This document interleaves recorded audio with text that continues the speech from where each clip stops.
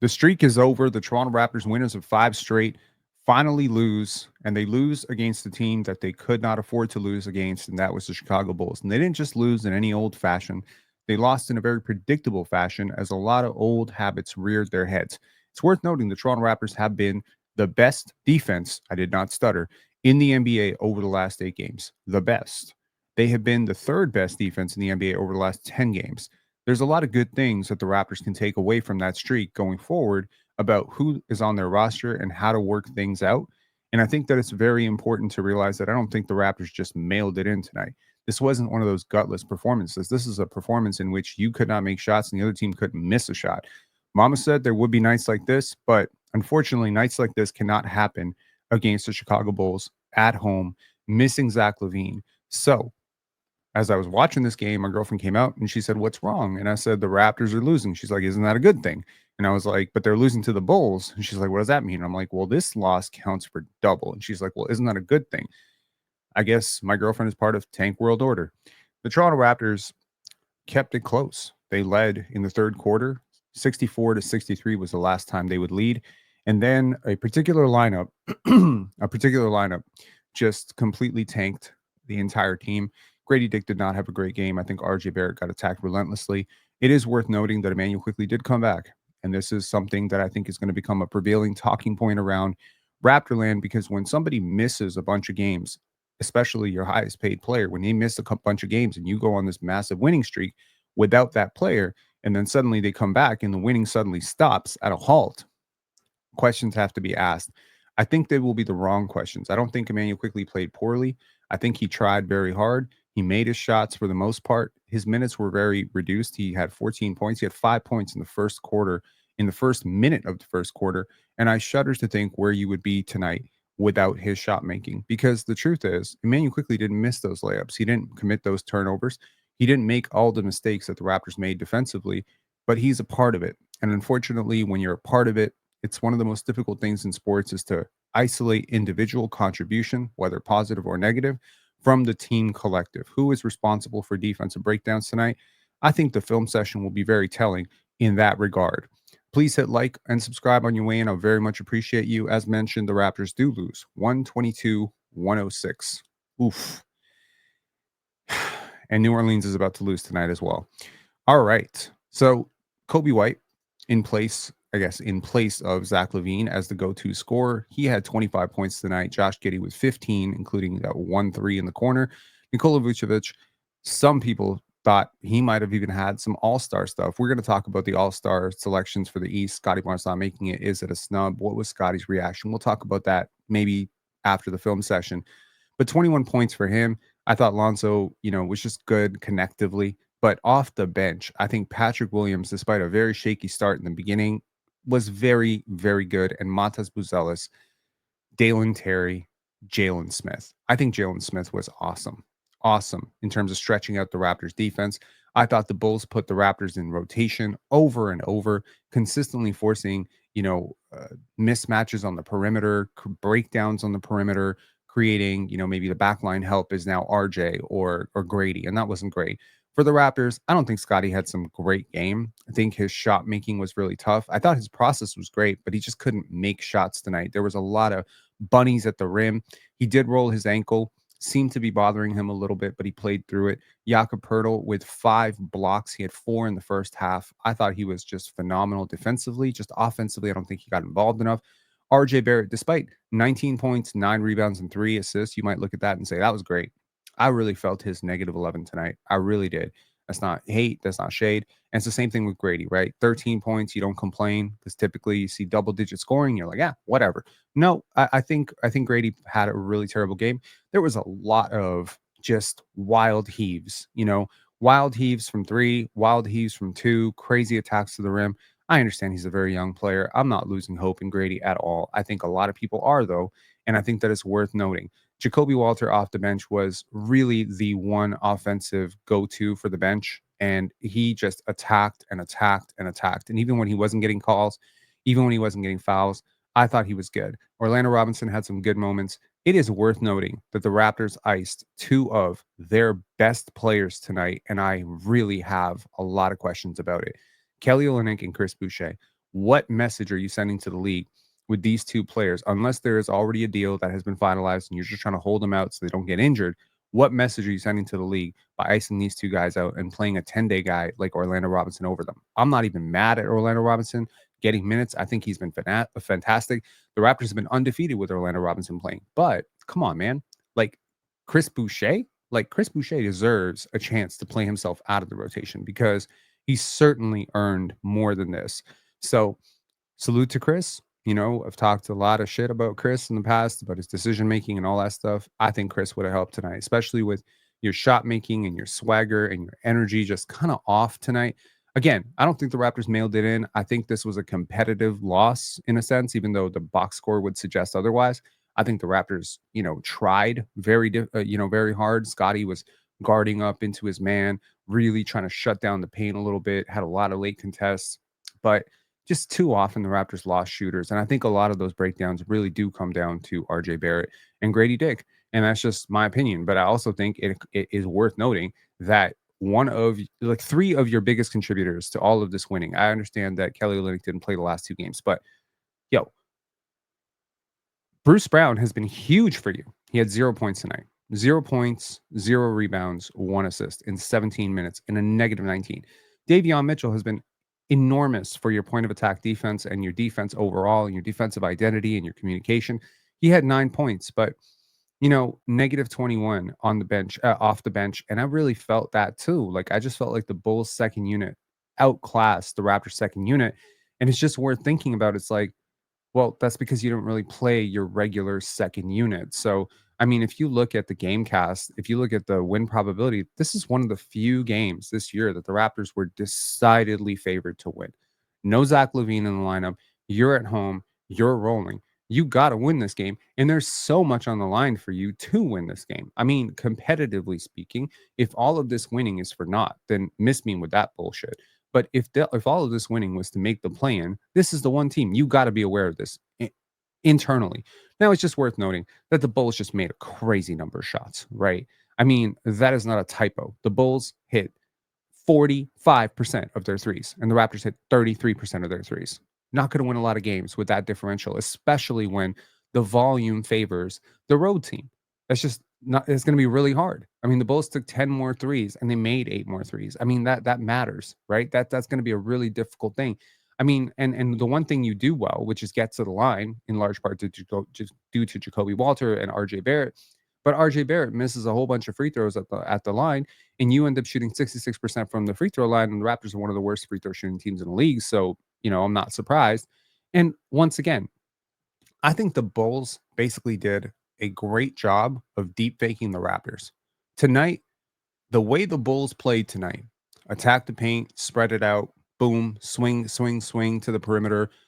The assists are not lying to you. I mean, granted, assists are only generated when players hit shots, and it would have been a lot different. Those numbers would look a little bit different if the Raptors could just make a few of their threes. I mean, Scottie found Jacoby open for some good dimes, right? There were some great passes that, were made and then shots that weren't taken. There was a one particular instance that we're going to look into the film session where Davion Mitchell finds himself right underneath the basket and then he passes it out. And then there's another pass and it results in an RJ Barrett 3 above the break. And I'm just like, I don't know about that.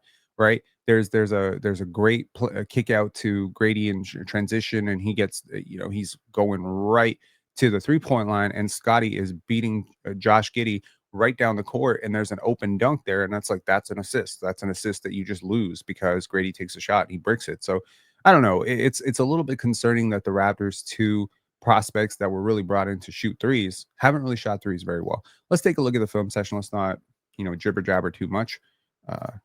Jibber jabber. Jeez, I'm old. That is a really old school expression. Okay, so Immanuel Quickley is back, and this was a great play for IQ, right? I was gonna say, let me know if you can see this. This is live. Please do hit the like and okay.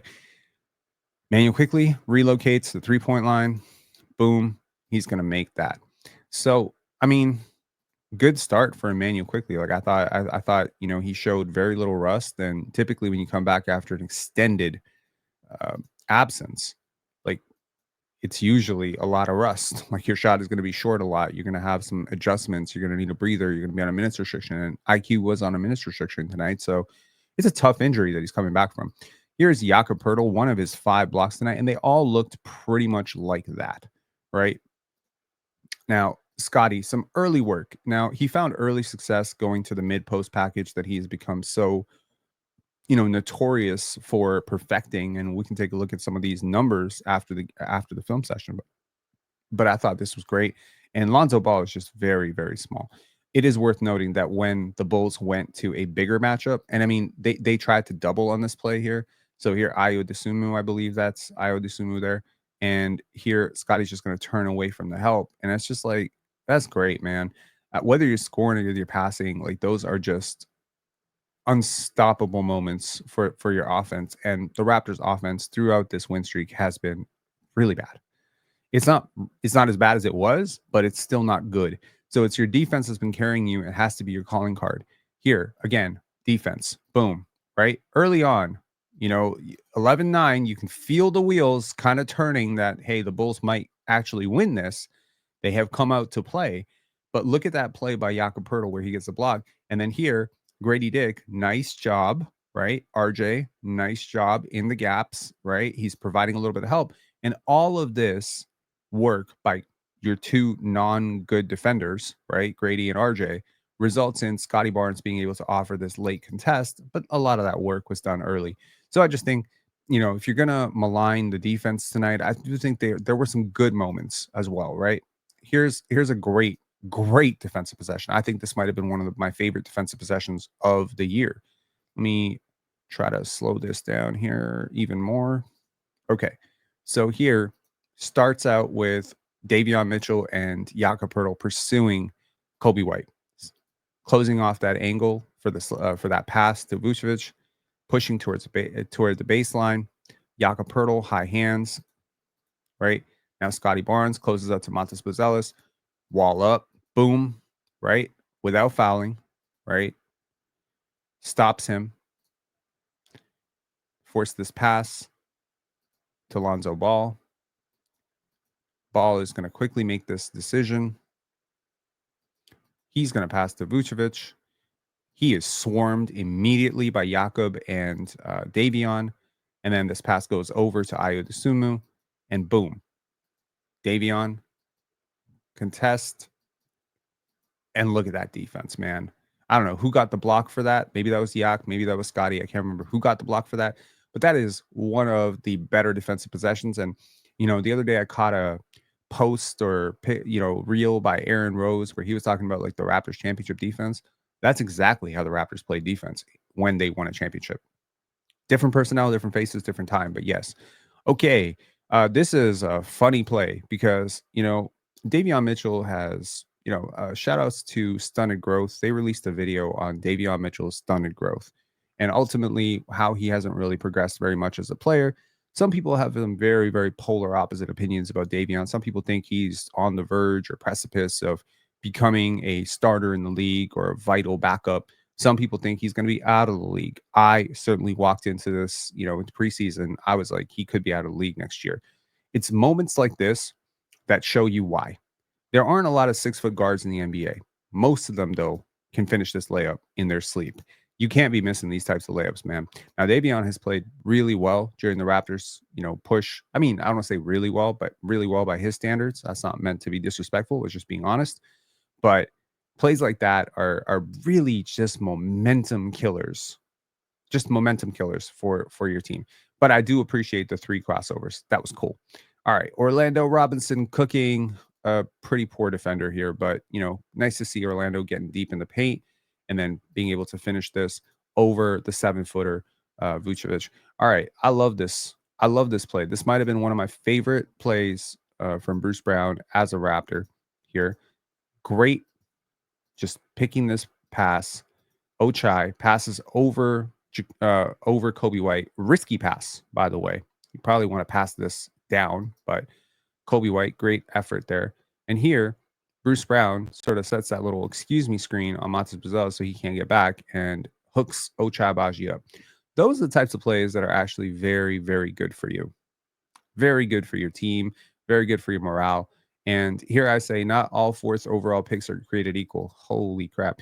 If we hold Scottie Barnes to the traditional value that a fourth overall typically provides, this is, I mean, Patrick Williams is definitely one of the worst fourth overall picks ever. It's worth noting that both these guys came out as projects. Both of them were fourth overall picks. Both of them Florida State. Both of them rose up draft ranks. Both of them were off the bench a lot during their FSU career. Both of them had questionable, career trajectories as scores. There was a lot of questions, similar questions about these two. They were compared a lot to each other, but one of these players is very different than the other. Now, I have explored the idea of potentially the Raptors looking at Patrick Williams. Tonight was a sobering reality of what he does and does not do well. And, it's exactly what I thought. Here, Scottie Barnes giving the fans a little bit of something to cheer about with the 360 jam. That was pretty cool. Absolutely. And here, Immanuel Quickley really just showing you that whole package, right? Like the isolation score. This is what you really don't have on your roster. You don't have a lot of guys who can do stuff like this. And typically it's been Scottie who's been doing stuff like this, not to good results. So I am convinced long term, in the theory at least, that Immanuel Quickley and Scottie Barnes are two cogs in a five-man rotation that works, or a five-man starting lineup that works. What I'm not completely convinced about is who those other three guys are, and I'm pretty sure the Raptors are aligned with my thinking on that. Now, look at this play by Scottie. Late clock situation. The Bulls defense was swarming. They were great defensively tonight. Billy Donovan had them locked in. And here, Scottie is going to take, there's 3 seconds on the clock. 2.9, 2.8, 2.7, 2.6. This is not a grenade. He still has a chance to take one dribble and step back. He could still technically swing this to Ochai. But he does the right thing and he takes the shot. Davion's been hitting a shot at a higher level. He made 9 points tonight. Those were 3 of them. It's good stuff, man. But it was a great pass from Scottie. He only had 5 assists tonight, but they were 5 impressive assists. This was not an impressive assist because in order to create an assist, you have to actually get the ball to your teammate. I've seen RJ Barrett do this one too many times. He's progressed a lot as a playmaker this year, but this was a tough pass. And when you've got Jakob Poeltl, your big man is sealing a small forward in the paint. I really don't understand the need for that here, right? Scottie Barnes, what a great, and aforementioned assists, right? This is supposed to be 2 points. Unfortunately, it's not 2 points. And why isn't it 2 points is worth thinking about. Hang on one second. So first of all, he took less than half a second to fire this on target. Man, Scottie would have been a great quarterback. Okay. And here, RJ Barrett goes back to his left hand. Big mistake. You have your body on the right side of the rim going back to your left hand because you're more comfortable with your left hand is a mistake when you're 2-on-1 at the rim. Now, don't tell me Immanuel Quickley does not defend. This was a great, very difficult thing to do. And, shout outs to him for getting back on defense there. Man, RJ Barrett gets so lost here. Watch RJ this entire time. So RJ, boom. Now, once Jakob has switched onto your man who blew past you, you must close out to the shooter, RJ Barrett. And now Grady, like both of these guys, are so clueless defensively sometimes. Although they both had some good moments tonight. Grady contested a shot at the rim, which we didn't clip, but you cannot lose Kobe White. You can't lose Kobe White. I mean, the Bulls play 5-out offense, and it really confused the hell out of the Raptors tonight. They haven't quite faced a team like this. I know that sounds kind of crazy. The last time they faced a team like this, in terms of just the personnel, I'm not saying the Bulls are a really good team or anything like that. They're very, very mid at best. And without Zach LaVine, who is playing like a borderline all-star, they are very under mid. But the personnel and the play style, maybe it's closest to the Boston Celtics, right? In terms of the fact that they take a lot of threes, they play a lot of 5-out, you have to guard all 5 shooters. And it just, when your point of attack defense isn't great, it consistently forces 2-on-1s, right? 2-on-1s help creates pockets of space on the perimeter. Late closeouts exacerbate those pockets, and it just makes it worse. Everything becomes worse, right? So here, great pass by Scottie. Just a great pass. Phenomenal. Wonderful pass. Josh Giddey gets lost. Vucevic is not guarding that. Grady gets a nice dunk, make his stat line a little bit more respectable. But here, another late closeout. Now, it's difficult to close out to a shooter who's this tall. That's what made Andrea Bargnani so special. That's what made Dirk so special. Is you really don't have a window to bother shooters that are this size. I mean, Kevin Durant probably would have been the right place to start that conversation, but even Wemby, if he can figure out the 3-point shooting, like that's a tough shot. That's a tough shot, but he's just RJ's a little small, you know. And here, I mean, we could just clip 20 minutes of RJ Barrett just getting cooked defensively, but this is a rookie. You must take some pride in that. I understand that he's one of the better rookies. It's sad to think the Raptors might have actually picked him had they had that 8th overall pick, or they might have picked the guy who's shooting 50% from three, Rob Dillingham, who I wasn't very high on, or they could have picked the stretch big that I wasn't very high on, Kalel Ware. Yo, my scouting needs work because I wasn't very high. I wasn't overly high on Jared McCain. I'm wrong. I wasn't overly high on Matas Buzelis. I mean, wait, I was very high on Matas Buzelis. Sorry, I just gaslit myself. No, I wasn't very high on Kalel Ware. That's putting it very kindly. I had him right around, I think, 20 or worse. So that was one player that I had a lot of questions about. He's balling. And Rob Dillingham, I wasn't super high on him either. I think he went around where he should have gone, but when people were talking about him as a top 3 pick, I was like, oh gosh, no way. But he's been cooking as well. He's been playing really well. Here, Scottie Barnes is going to take that rook. This is what you do to a rookie, man. You put him in the torture chamber, you put him in the post, and success. I would say if I'm Billy Donovan, I'm watching this play over with Matas Buzelis. I'm not really sure what I can say you could have improved on there. That was good defense. That was better offense. He's just not big enough. You're not strong enough to stop Scottie Barnes right now. But it is scary to think about what Matas Buzelis could become in a few years. All right. Well, what's going on here? What's going on here is Jacoby Walter decided to go coast to coast and put that pressure on the rim. Very important. Very important. Okay.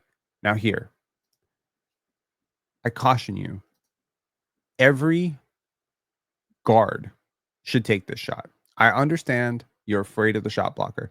News for you, he's not a really good shot blocker. He's 7 feet tall. He rarely ever contests in the rim. And I guarantee you, if you just pop this up, he's probably not going to block this. Instead, you pass out. Like, the decision making is so questionable at times. You pass out to a non-shooter, and he's going to do what? Drive into the rim, probably, right? At which point you have a harder shot than the one you just turned up. But no, instead of doing that, he's going to swing it to a non 3-point shooter. And I don't remember how much time was left on the clock, so I apologize. I think it was 12 seconds left on the clock. So I apologize. 12 seconds. Instead of passing to Scottie Barnes with a very favorable matchup on Lonzo Ball, who was too small to guard him in the post, you're going to launch a 3 that's contested and brick it. I mean, it's just bad offensive process, man. It's just bad offensive process. Now, this was one of the most confusing plays. The Bulls have a clear advantage on the fast break, and Billy Donovan inexplicably calls a timeout. I thought this was like a mercy timeout. Like, I was just like, oh, maybe he doesn't want to dunk. Maybe he's one of those super old school coaches. Yo, it's not just Matas Buzelis who is cooking RJ Barrett tonight. Here, RJ Barrett, again, you pressure this high up in court, you're gonna get blown by. You need help. You need help. You need to have a plan, man. You can't just be recklessly gambling and thinking. Like, I mean, Josh Giddey is not a great shooter. Why are you pressuring? And he's a terrific ball handler, a great, like, this is just crazy. And there was a lineup where the Raptors threw out a 5-man unit, and I don't believe that RJ or Scottie or IQ were on the court. And it's just like, that's inexcusable. And that's when the lead just completely went to shit.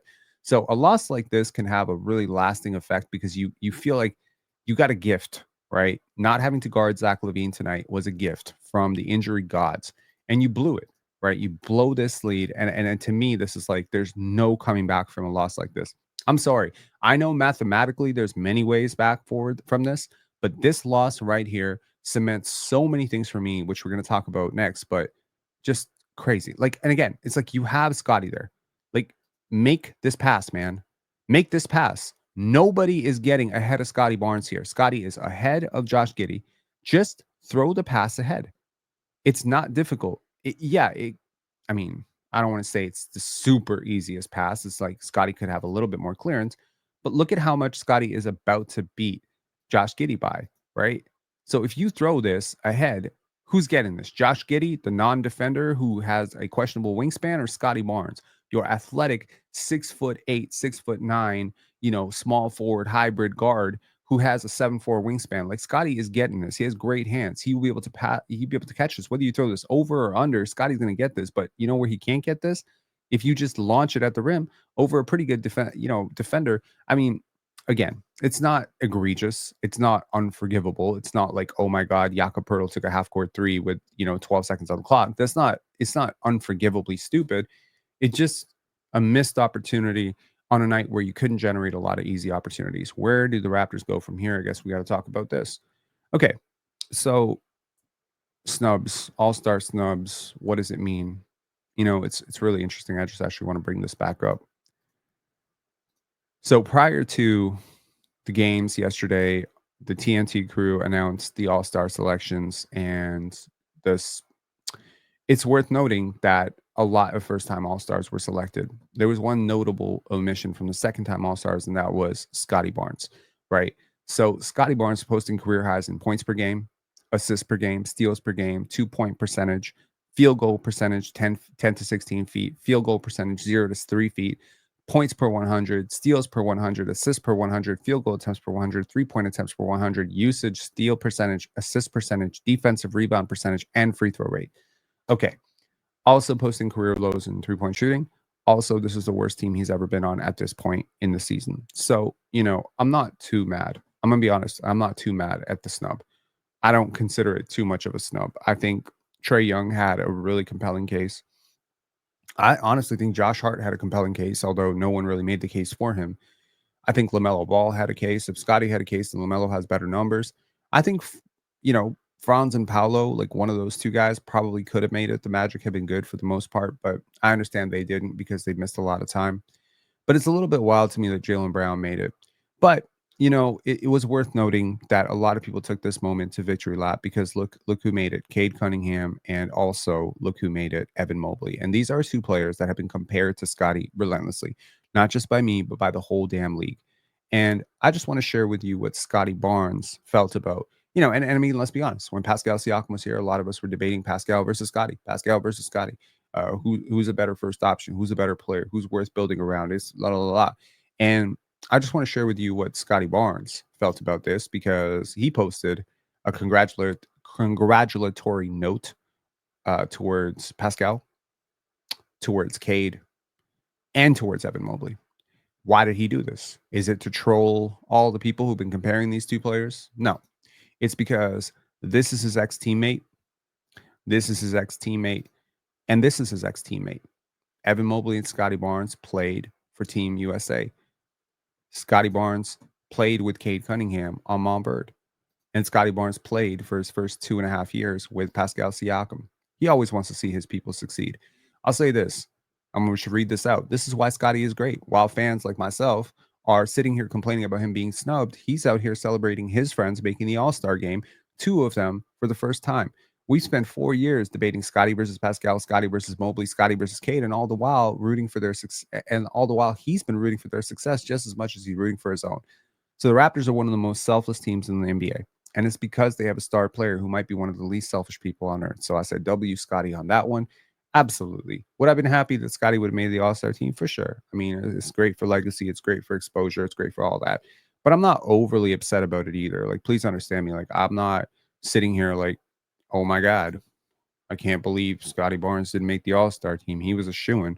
No, the impact numbers are borderline there. 2.8 box plus minus is just shy of what I consider typically an all-star. It's just worth noting that Cade also had a 2.8. It's also worth noting Jaylen Brown has 0 box plus minus. So I just think like some of these numbers, they lean towards Scottie maybe being a lot better. If the All-Star game is an exhibition of the 24 to 26 best players in the world, then I think Scottie should be there. If it is an exhibition of the 13 players who are most deserving, or 12 players from each conference who are most deserving, based on team success, based on narratives, based on health, based on availability, then maybe Scottie didn't deserve it. And that's perfectly fine with me. He'll get him next year when the team is a little bit better. He's a little bit better. His jump shooting has just really, outside of 15, 16 feet, has just been really bad this year. And I'm positive that this summer is going to be devoted to that. Where do you go from here if you're the Toronto Raptors? Well, the tankathon must be revisited because the Toronto Raptors really, did themselves no favors by winning all these games from a tankathon perspective. Maybe they did something to change the narrative about some of their players across the league, though. But right now, the Raptors are currently fifth. They are deadlocked and tied with the Brooklyn Nets. I don't remember who would get the tiebreaker in that situation or if it's a coin toss at that point. But nevertheless, you're not going to catch Charlotte. You're not going to catch New Orleans. You're not going to catch Utah. And no one is catching Washington. Washington has lost 16 straight. They might be the worst team I've ever seen in my life. So it's worth noting that the Raptors' best bet right now is to stay in this range, 1 to 6. Okay. What could happen when you go 1 to 6? Well, you could end up picking eighth. You could end up staying pat at 6.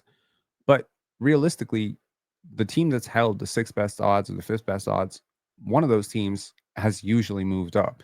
So I'm not saying that it has to happen, but right now, if the Raptors stay at fifth, they have a 9.8% chance. If they move down to 6, it's a 9.7% chance. Their top 4 odds are almost the same. So 5 and 6 are relatively the same as it pertains to your maximum ability to get a top 4 pick. The only difference is what's your bottom, right? If you're sixth, probably move down to 7 or 8. If you're 5, probably move down to 5, 6, or 7. So it's marginal at that point. But if your goal is, I want as many lottery balls for Cooper Flag, well, then 5 or 6 is perfectly fine. You have marginally worse odds on the fourth team. You have 33-ish percent less odds than New Orleans, Utah, and Washington. Very attainable to get a top 3 pick from the fifth or sixth position. Realistically, it's possible. It's also possible you could fall. I mean, who's to say how the lottery gods will reward the Raptors? It's worth noting the Raptors have, the easiest schedule remaining.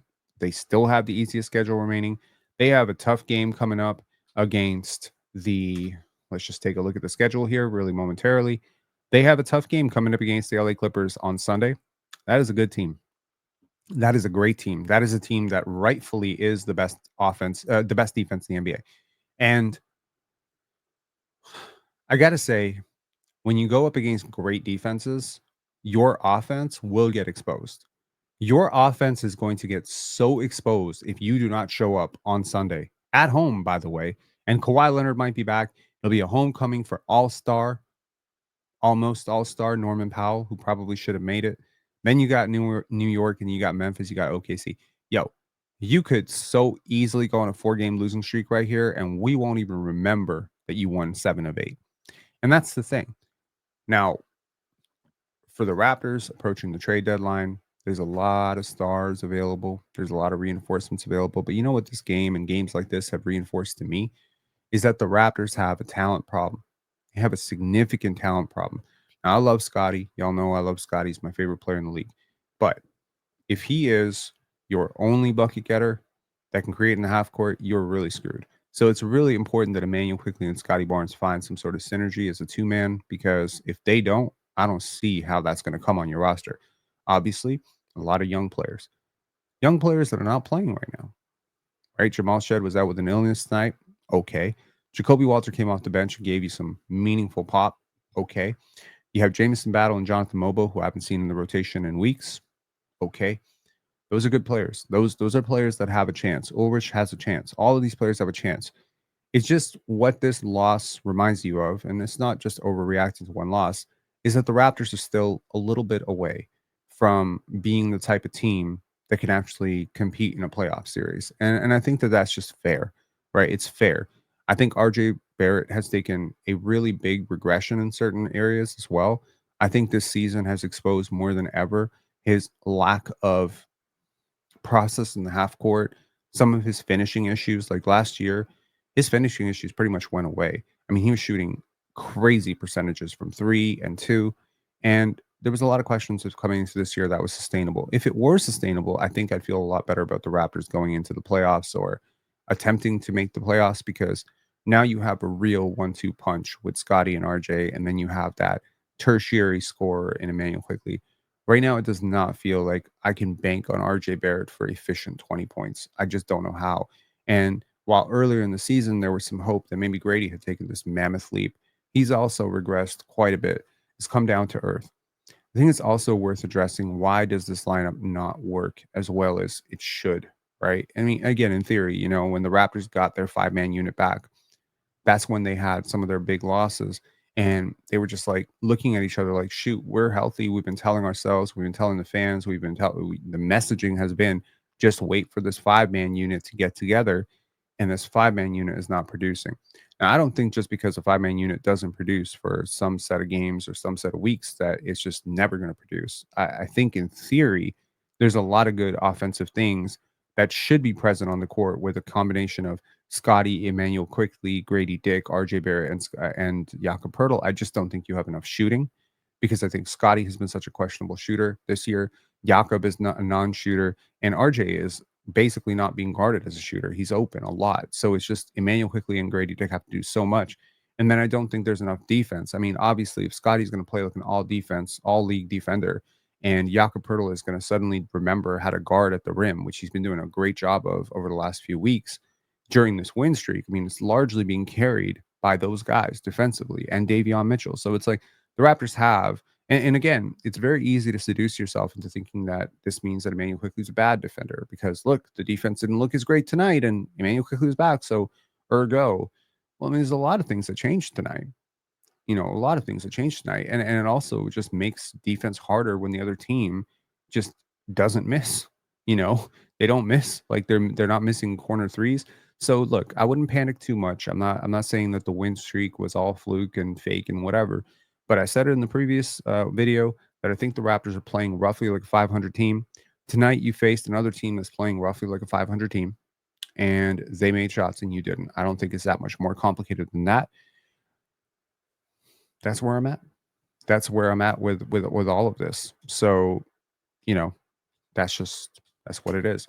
I do wanna just flag that this episode is brought to you by the Pendance Film Festival. The Pendance Film Festival is coming up February 27th to March 2nd. It is a fantastic event. And if you are wondering, Rob, how do I get passes? Well, that link right there leads you to the festival pass. If you don't like short films, there's a features pass. There's deep cut short films, which are great. There's Duino, which is going to be on sale today, tomorrow. And it's a fantastic feature film. Emerging Talent Showcase, some of the young filmmakers across the world. Stampilla, which is a fantastic feature film. Like there's a lot of great films. And of course, the aforementioned Basketball State Plus Last Game. This is a combination double documentary feature on Sunday afternoon, March 2nd, in which both directors will be present. It's going to be super fun. I think those tickets are going to sell really, really fast. So if you want to come to Pendance, I cannot recommend it enough. It is a fantastic film festival. It is curated with love every single year. It is going to be a bastion. Bastion? Is that the right word? It's going to be a welcoming ground. My words have been a little bit weird lately, but yeah, I think it's going to be just a brilliant exhibition of some of the brightest artists and storytellers across the world. Pensare Basketball is a lot about stories. Pendance is a lot about stories. Pensare Films is a lot about stories. I would say my entire life is devoted to, storytelling. And I think storytelling is a very important medium. I think that storytelling is something as old as time itself. And in fact, if you look at what's perhaps missing from the NBA today, it's a lack of stories or a lack of compelling stories. Certainly Wemby versus Jokic is a story. Embiid versus Jokic was a story. Donovan Mitchell versus Ben Simmons, that was a story.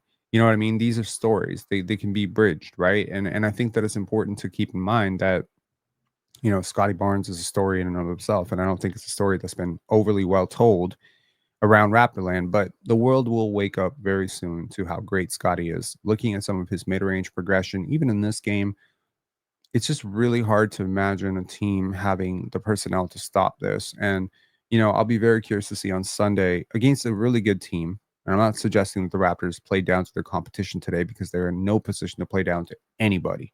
not even the Wizards. But I'd be very curious to see if Kawhi plays. That I would highlight that as that's a game that Scottie is going to go off. I think he really gears up for these moments. He knows what Kawhi's meant to the Raptors. So I think like that will be just such a fantastic thing to see them going back and forth. Might be worth the price of admission. I'm certainly not an advocate for, MLSE or ticket prices or whatnot, but that's going to be a really exciting game next game, and we'll see if the Raptors can return to their winning ways. But of course, you're playing with house money if you're a Raptor fan right now. When you win, you're rooting for the play-in. When you lose, you're rooting for the tank. You're in perfectly good condition. You're not like Dallas Mavericks fans, Kings fans, etc., where it's feast or famine. You're not like Atlanta Hawks fans where, oh my God, if we lose, there's even no incentive because we don't even own our pick this year. It's not like that. There's no need to panic after a game like this. There's certainly no need to be depressed or sad. I hope that you are not sad. I myself, currently am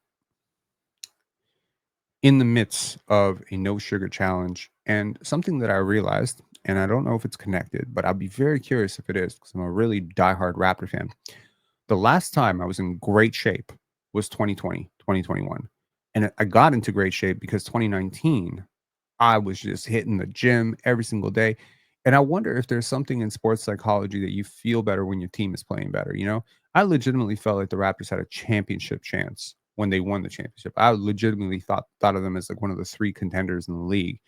And it's just so interesting to me that year, I really fixed my health. I fixed my diet. I fixed everything in my life that year. I started decluttering. And it's funny because all of this unhealthy behavior, the sugar, all that stuff, not going to the gym, skipping workouts, this stuff actually coincides with a lot of Raptors losing. So I was thinking back to my life as a Raptor fan. Has my life been better as the Raptors have been better? Well, I started being a filmmaker right around 2014, 2015. That's right at the peak of We the North, right? Started the film festival in 2017, midst of We the North. When the Raptors are good, I have noticed that my life is a lot better. And I don't know if that's a healthy thing. I don't know if it's subconscious, but consuming great basketball and feeling like your team is winning, I've never really thought that I was the type of person that was like that. I used to listen to people talk like, yo, this team is ruining my day. And I never understood it. And now I realize this team's been ruining my day for quite some time now, you know? But it also makes me really nostalgic for the winning times. You know, this Raptors winning streak coincided with me starting a no sugar challenge for myself. I haven't done a no sugar challenge for myself in 3 years. Or 2 years. So it's been a while. No, 3 years. It's been over 3 years. Anyways, ramble over. I hope you will like this video. Hopefully, our live streaming privileges, I'll consider it a privilege from now on, will be restored soon. I have written an email to YouTube asking for clarification on how long this live streaming ban will be. I understand this is a disruption to not only my process and my flow, not only our income, all of that, channel revenue. Obviously, fewer people are going to watch this after an hour that it takes to post it, download it, etc., than would have watched it live. There's less interactions. But by posting this as a premiere, which I hope, I can still do after I record this, I hope that we're still able to interact a little bit as we watch this live. And I hope that this video was informative and interesting for you. If it was, please hit like and please hit subscribe again. And I will catch y'all later. I will get you covered with, and I do want to mention that the YouTube did write back and they said they're, going to advance it to a specialist. I basically think that the, message was generated from a bot, but we'll see. Hopefully get some clarification because I'll tell you right now, if it's, 3, 4 more days, okay, it's cool. We'll bear with it. But if it's 90 days, I gotta explore Twitch or something, for live streams because I know a lot of you subscribed to this channel initially, when we were starting out for the video essays. But because I'm not really planning on doing any video essays for the next month and a half, I think it's worth noting that we went from 4,000 subscribers to nearly 12,000 subscribers on the back of our lives. And I understand that some people really have gotten used to these lives. And I really don't want this mistake by me to be, such an inconvenience to you. Right. So, anyways, if again, if it does extend to 90 days, if I get a message saying, it's going to be restored in 90 days, I'm gonna just do it on Twitch, and to hell with the money. It's worth it. And then maybe I'll find a way to record on Twitch and then post the Twitch streams here. Maybe that's the solution. I'll talk to y'all later. 45 minutes in. Enjoy your night. Tank back on. Peace.